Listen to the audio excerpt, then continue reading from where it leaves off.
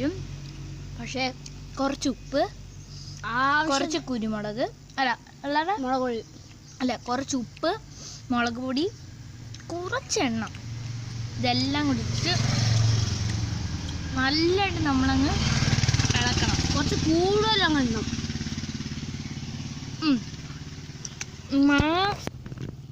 കൂടുതലുണ്ടെങ്കിൽ അതും നമ്മൾ കുറച്ച് കൂടുതൽ അങ്ങിട്ട് കൊടുക്കണം. കണ്ടാൽ മനസ്സിലാവും. അധികം വിളയാത്ത മാങ്ങയാണ് നമ്മൾ പറിച്ചേക്കുന്നത്. അതെ, ഇത് നമ്മൾ പഴുക്കാറായതല്ലേ പറിച്ചേക്കുന്നത്. നമ്മുടെ വീട്ടിലാണ്. നിങ്ങൾ കട്ടിയും ഇല്ല, അതൊന്നും നിങ്ങൾ ചിന്തിക്കണേ. ഒട്ടും കട്ടിയില്ല, പുളിയില്ല. Yes, absolutely right.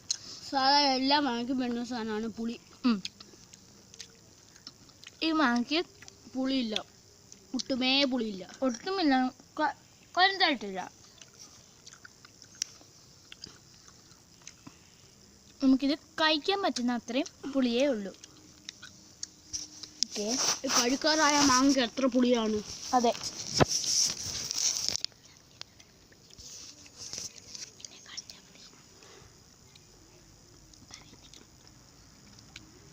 കിഡു സാധനം മക്കളെ.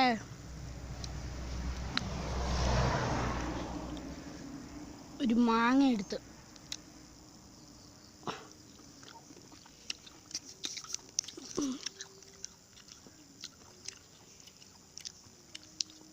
പൊളിയാ കേട്ടോ. എന്നോട് കാണി. ആൻഡ് ഞങ്ങൾ തീരാറാക്കി. ഞങ്ങളെല്ലാം ഇത് പിടിച്ചോ.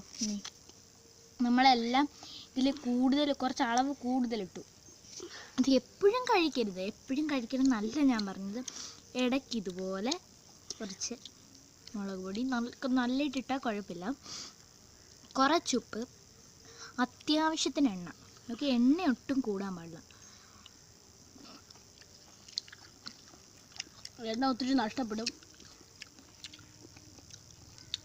ഇന്നത്തെ വീഡിയോ ഏകദേശം ഇത്രയേ ഉള്ളൂ. Thank you.